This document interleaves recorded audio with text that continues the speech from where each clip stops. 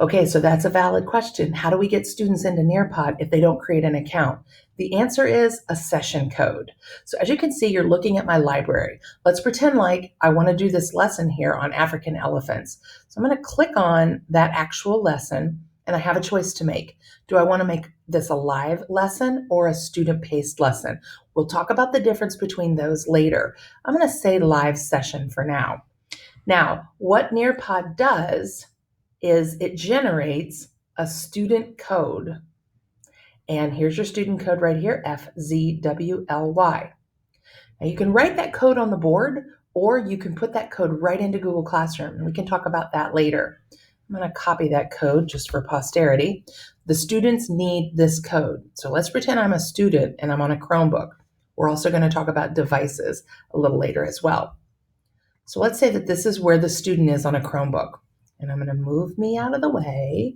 And you know that you're not supposed to hit here with us for a student. And you're not supposed to sign up if you're a student. You want to come over here and you want to enter a code.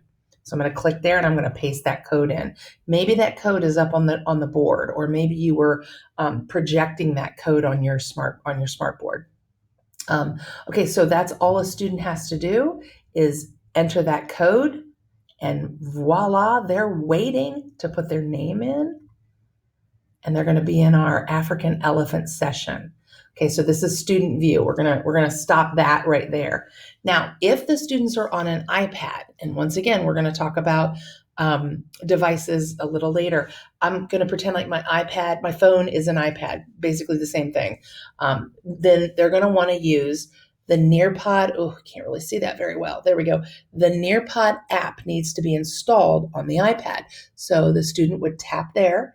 And when the app loads, there's a place that says enter lesson code. So that lesson code, oh boy, I don't remember what the lesson code was. I'm going to put that in FZWLY, and I'm going to tap join as a student. And so now the lesson is downloading to my iPad. I enter my name. I'm just going to put a bunch of letters.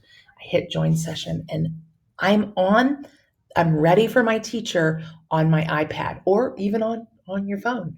Students can use that as well. We'll talk about devices later. So it's a session code. Students join Nearpod with a session code. All right, I gotta move myself out of the way. I thought that was gonna be a smoother ending.